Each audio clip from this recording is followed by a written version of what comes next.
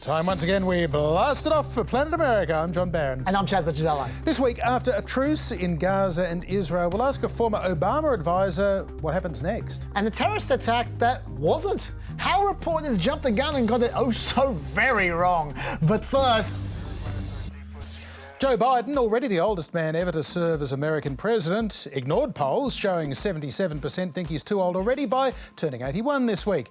He also celebrated Thanksgiving by repeating an annual presidential tradition dating back to Harry S. Truman in 1947, when Joe Biden was already 5, sparing the lives of a pair of turkeys. I hereby pardon Liberty and Bell. well, having performed that critical task, Biden holidayed in Nantucket, Massachusetts, only to find his problems followed him there. The oldest president in U.S. history also continues to face questions about his age, even here in Nantucket. Mr. President, are you too old to be running for re-election? Stupid. Why is Donald Trump beating you in the latest poll? Even there in Nantucket, Biden was facing questions about his age. Except Biden communications advisor Andrew Bates asked the reporter, are you able to speculate on whose voice that is shouting it? Sounds familiar to me, but I'm having difficulty placing it. What, of course, he was implying was that the reporter had failed to note in his report that he was the Nantucket local yelling out questions. That's the thing about old people, John. They weren't born yesterday. Very canny. There is a lot on conservative and social media at the moment about President Biden showing signs of his age, even alleged senility. And increasingly, former President Donald Trump is providing similar fodder. He's repeatedly claimed, for instance, to have either beaten Barack Obama in 2016 when he in fact defeated Hillary Clinton, or to be leading Barack Obama now instead of Joe Biden. Crooked Joe Biden and the radical left thugs who have weaponized law enforcement to arrest their leading political opponent, and leading by a lot, including Obama. I'll tell you what, you take a look at Obama and take a look at some of the things that he's done. This is the same thing. The country is very divided. And we did with Obama. We won an election that everyone said couldn't be won. Oh, yeah. I love how smoothly he covers it up. No one would notice, John. No, so very smooth. It's like that verbal equivalent of when you trip when you're walking and you break into a jog so nobody will notice. Now, there was this as well when Trump was trying to quote the Hungarian president, Viktor Orban. They were interviewing him 2 weeks ago, and they said, what would you advise President Obama? The whole world seems to be exploding and imploding. And he said, it's very simple. He should immediately resign, and they should replace him with President Trump, who kept the world safe. So maybe it's Viktor Orban that's getting demented. But it has happened several times to Trump. But don't worry, he has an explanation. He posted this on Truth Social. Whenever I sarcastically insert the name Obama for Biden as an indication that others may actually be having a very big influence in running our country, and the sanctimonious and his failing campaign apparatus together with the Democrats' radical left disinformation machine go wild, saying that Trump doesn't know the name of our president, Crooked Joe Biden. He must be cognitively impaired. So it's sarcasm, Chaz, because Trump thinks that Obama may be having a very big influence in running America still. Right. Yeah, so why then was he trying to cover it up in the first grab then? He's trying to cover up the cover-up, John. He's certainly covering his bases. Meanwhile, former President Trump received something of a hero's welcome at an annual Thanksgiving college football match in South Carolina this week.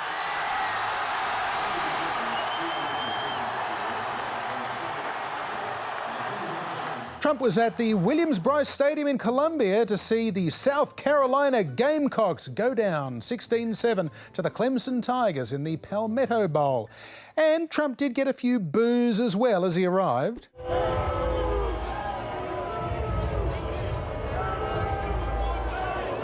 Although probably, Chaz, they were sarcastic boos, which, as you know, are really cheers. And Trump was greeted by this billboard too on his way into town. You lost. You're guilty. Welcome to Columbia, Donald. Now, that's some pretty good sarcasm for you. It is. Well, Trump was there as a guest of Republican Governor Henry McMaster, who's endorsed Trump's presidential campaign, and another staunch ally, South Carolina's senior Senator Lindsey Graham. You remember him? I think he's a kook. I think he's crazy. I think he's unfit for office. Oh, but that was so 2015. Count me out. Enough is enough. And that was 2021. But in 2023, old Lindsey is clambering back on board the Trump train. You know, you can make mistakes on occasion. Even Lindsey down here, Senator Lindsey Graham. We love Senator Graham. We're gonna love him. We're gonna love him. I don't think the crowd have forgotten 2015, John. No, but Trump knows Lindsey needs the love. But here's why Trump is hitting the hustings a little bit harder this week. While national Republican primary polls continue to show that President Trump is leading by about 50 points or more, the state polls are interesting and often give a clearer picture. And this is where Nikki Haley in particular is putting a little bit of pressure on Trump right now, closing to within 22 points in a recent New Hampshire poll. And in the one November poll in the state of South Carolina, the margin was 35 points, but that was before the state's other senator, Tim Scott, dropped out of the presidential race. And Nikki Haley would certainly like her chance of scooping up his 10-point share. Earlier today as well, Nikki Haley won the prized endorsement of the Koch network of Republican donors, which announced that it would employ the largest grassroots operation in the country and a presence in all 50 states in support of Nikki Haley. That is a blow to Ron DeSantis. They haven't said how much they will spend on Haley, but filings show they splashed $69 million on the 2022 midterm cycle. So it's pretty important stuff. Yeah, it is, although if Haley's applying pressure, I don't know if Trump's feeling that pressure. He seems to be already getting on with the general election campaign. Rolling Stone magazine got the scoop that Trump's planning to run as a moderate on abortion and not back any draconian bans. A Republican close to the campaign said that the anti-abortion activists thought they could force Trump to commit political suicide by endorsing those bans, but they were mistaken. He doesn't need their help. On the contrary, they need him.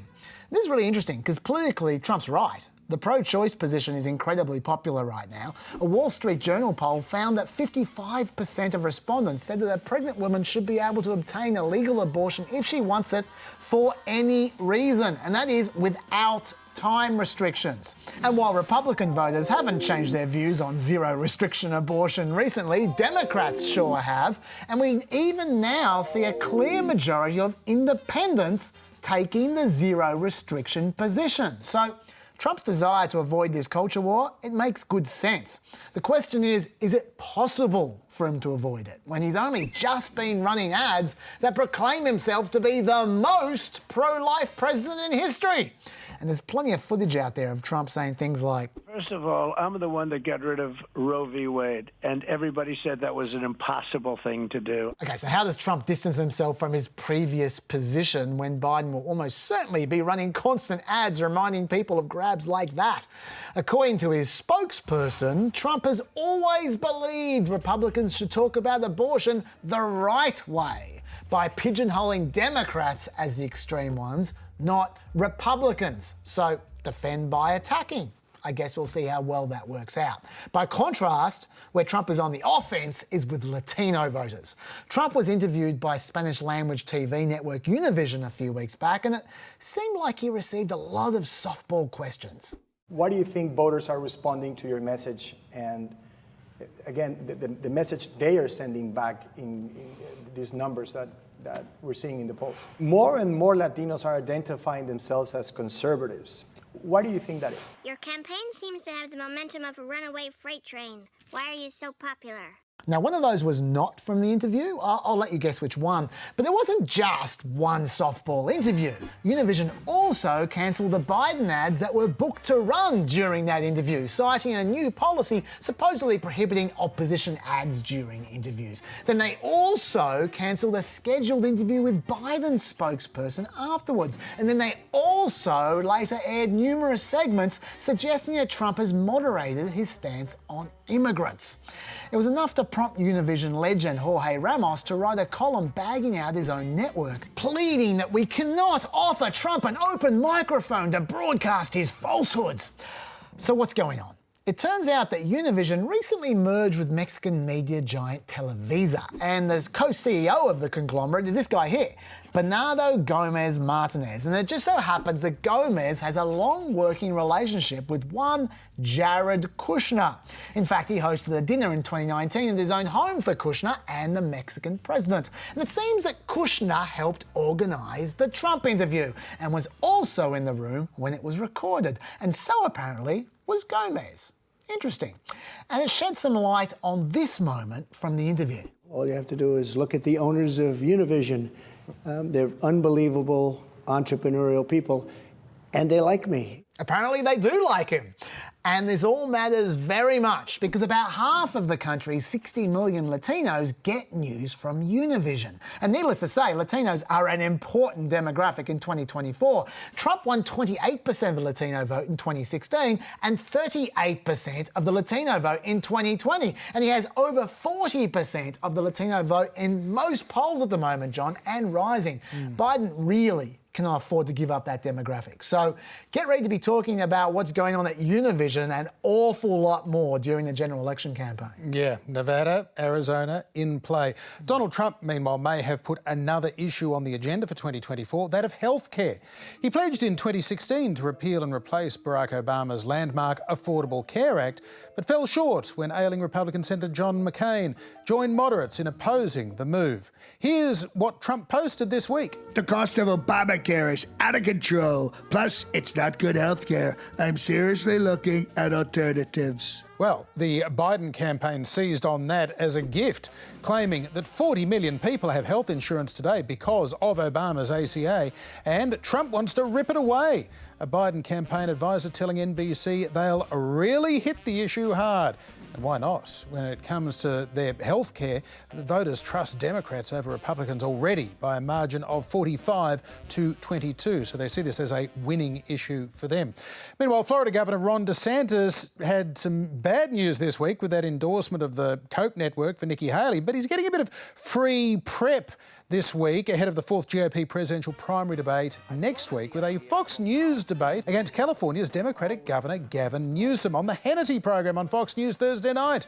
The pair have been sniping at each other via cable news for months now, and Sean pitched the idea of moderating this debate, or at least giving them some one-word prompts. I'll say Governor Newsom, Governor DeSantis, economy. That's the only word I'm going to throw out. Love it. You minute, then you go at it, next topic. Right. And I'll moderate it that way, and you have my word, I'll moderate it that way. I'm all in. Newsom's all in, and so is Ron. Absolutely, I'm game. Let's get it done. Just tell me when and where. We'll do it. But Chaz, this debate is about more than two wannabe presidents showing what they're made of. California and Florida have come to represent two very different visions of America, culturally, politically, even environmentally. So the stakes are probably highest for DeSantis, you'd have to say. If he loses this, it damages his current presidential campaign. Gavin Newsom also has his eyes on a future White House run, if not next year, certainly in 2028, when, in theory, he could even find himself up against Ron DeSantis once again.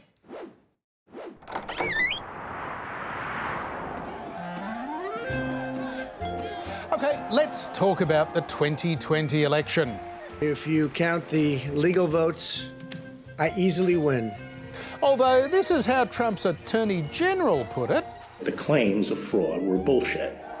So, it wasn't rigged, it wasn't stolen, but it was close. The people of this nation have spoken. They've delivered us a clear victory, a convincing victory. And Joe Biden's victory in 2020 did look clear and convincing. He won over 7 million more votes than Trump nationally. And Biden claimed the Electoral College by a pretty substantial 74 votes. But, in fact, if just 3 states had gone the other way, Trump could have been re-elected. We were getting ready to win this election. Frankly, we did win this election. Nah, you really didn't, but you nearly did. Biden won Arizona by just 10,457 votes. That is a big get for the Biden campaign. And then there was Georgia. Joe Biden, the apparent winner in Georgia. Which, of course, led to this phone call. I just want to find 11,000 780 votes, which is one more than we have, because we won the state. In fact, that wouldn't have helped you. Biden eventually won Georgia by 12,670, and Biden took Wisconsin by 20,682 votes. So, a total of 43,809 votes separated Biden from Trump, meaning if just 21,905 people had changed their minds and voted for Trump, not Biden, Trump would have tied the Electoral College at 269 apiece and presumably remained in power, assuming Republicans in the House voted for him. As it was close enough for Trump to deny, disrupt and try to steal.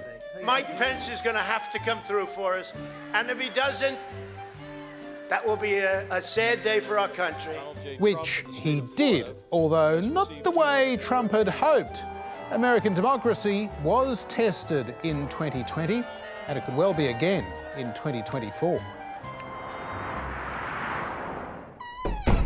7 weeks after Hamas militants launched that deadly attack from Gaza inside Israel, and Israel responded with a steadily escalating campaign of attacks aimed at driving Hamas from power, a humanitarian pause was implemented this week following requests from President Biden to the Israeli Prime Minister Benjamin Netanyahu. You asked him to pause for 3 days to get the hostages out for that Yes. length of time.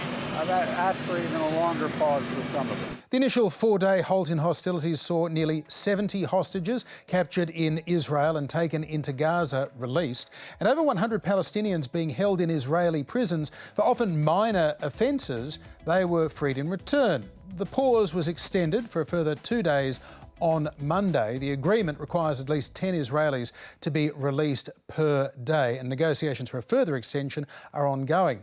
The first American hostage was released on Sunday, 4-year-old Abigail Idan, a dual US-Israeli national whose parents were killed in front of her by Hamas on October 7th. We will not stop working until every hostage is returned to their loved ones.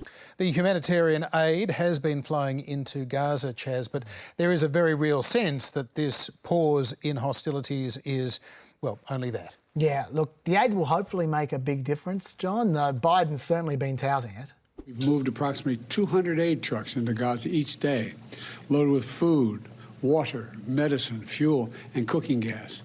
More is needed, but this deal is delivering life-saving results. OK, so you've got the aid, you've got the hostages being released, but let's talk a little bit more for a second about those Palestinian prisoners being traded for the hostages, because Israel's far-right security minister, Itamar Ben-Gvir, was not happy about this.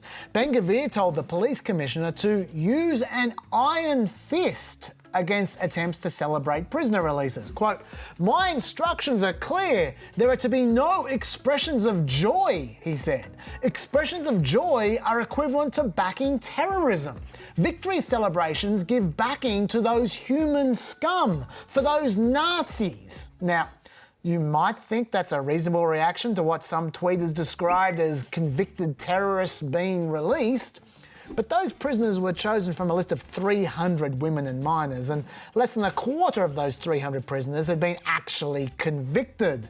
They were just sitting in jail awaiting trial, and none of those prisoners had been convicted of murder, although some were convicted of attempted murder. Like, for instance, one released woman had served 9 years in jail for stabbing an Israeli settler with a knife. So that there is a serious offence, but these were the more common offences. Threatening security, illegally entering Israel without a permit, throwing stones, supporting terrorism and associating with hostile organisations. And there were a lot of stone throwers on that list. One of them had been in jail for 2 years for throwing stones at a police vehicle. And then there were those with really minor charges. One had shouted Allah Akbar. Another had been in prison for months for incitement on Instagram. So some of those Palestinian prisoners are pretty far from being convicted terrorists. Well, anyway, That's the pause. The question is, what comes next? Because Israeli experts expect the battle for the control of Gaza City to last another week to 10 days after resumption of hostilities, whenever that will be. So what happens when the Israeli military turns its attention to the southern Gaza Strip, as Netanyahu has indicated they will? Almost 1.7 million people have been displaced across the Gaza Strip, and most of them are currently in the south. Israeli officials have been talking about creating another so-called safe area in al-Mawasi, but it's hard to see how you're going to fit nearly 2 million people in there. The whole al-Mawasi area is about 2.5 kilometres wide and just over 4 kilometres long, and there's nothing there but sand dunes and palm trees. So that is an awful lot of infrastructure that would need to be built in the next 2 weeks. Is any of this realistic? I don't know.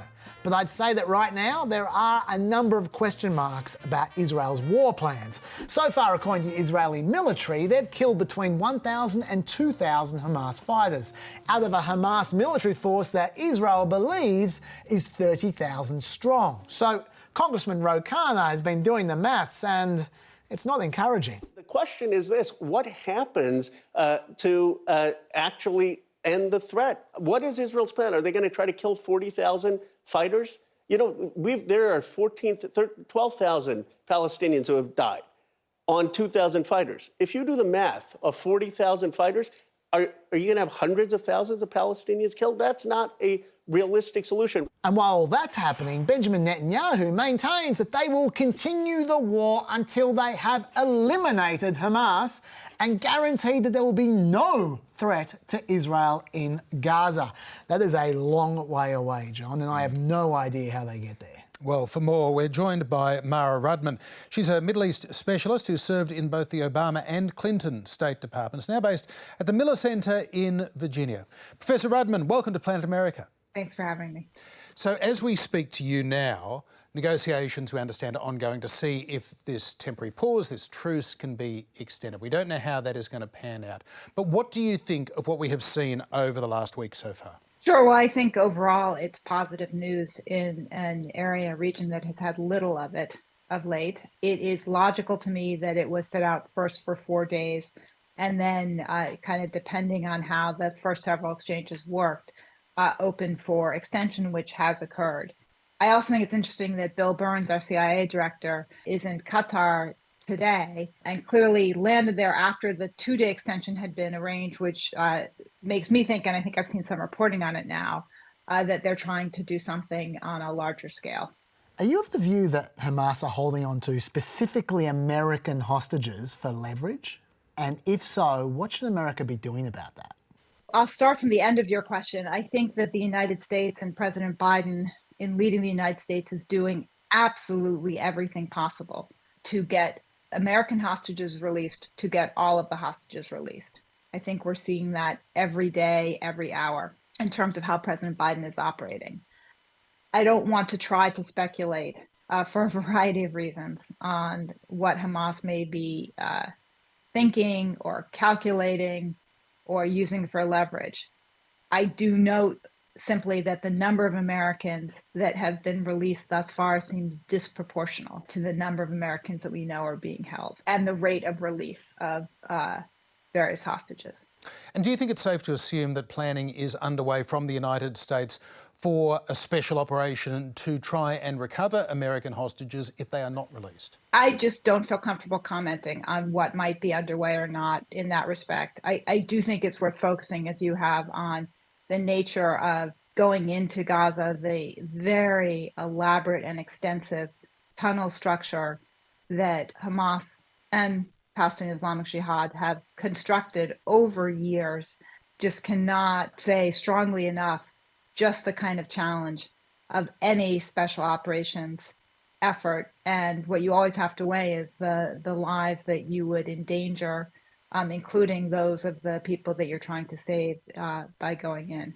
Finally, Mara, there are a lot of calls in America at the moment for Biden to impose something of a ceasefire. But realistically, does America even have the ability to stop the war at this point in time? At this point, it's not for the United States to impose a ceasefire on another country. that is not within the ability. If the United States is fighting in a conflict, is directly involved, we can control our actions. We can't control or mandate the actions of others. We can advise, we can encourage, we can make our views known. And I believe that's what President Biden is doing. There's a reason that what President Biden has talked about are humanitarian pauses, which occurred even before the truce of the last several days for 4 hours every day to get humanitarian supplies in. There's a reason that our Secretary of State and our CIA director are heavily involved, as is the president, in discussions about extending those truces. But there's also a reason that President Biden has been consistent in saying that a sovereign country has the right to defend itself against attacks to its very existence. It applies to President Zelensky in Ukraine with the vicious attacks by Russia, invasion of Ukrainian territory that has been much more longstanding.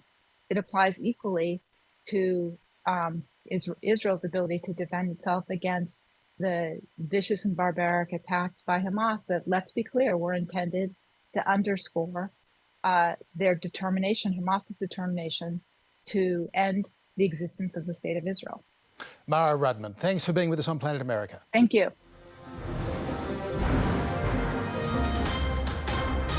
That's a bunch of malarkey. Yes, it's time again we busted some malarkey. And Chaz, it wasn't exactly a banner week for America's news media. It certainly was not. Thanksgiving weekend, admittedly, is usually the slowest of news weekends. But when this high-speed car crash occurred on the US-Canada border, the news cycle sped up fast. The problem was no one knew exactly what had happened, and apparently the solution was Fox News. One thing we do know for sure is that this high-level police source I talked to just recently believes that this was a terrorist attack. What we do know is that it was full of explosives. Okay, so we know for sure it was a terrorist car bomb. We know that this sort of bomb, this kind of a vehicle bomb, is sort of a classic technique of, jihadists. Okay, so we know it was a jihadist terrorist car bomb. We don't know how long the people who perpetrated this attack have been in this country.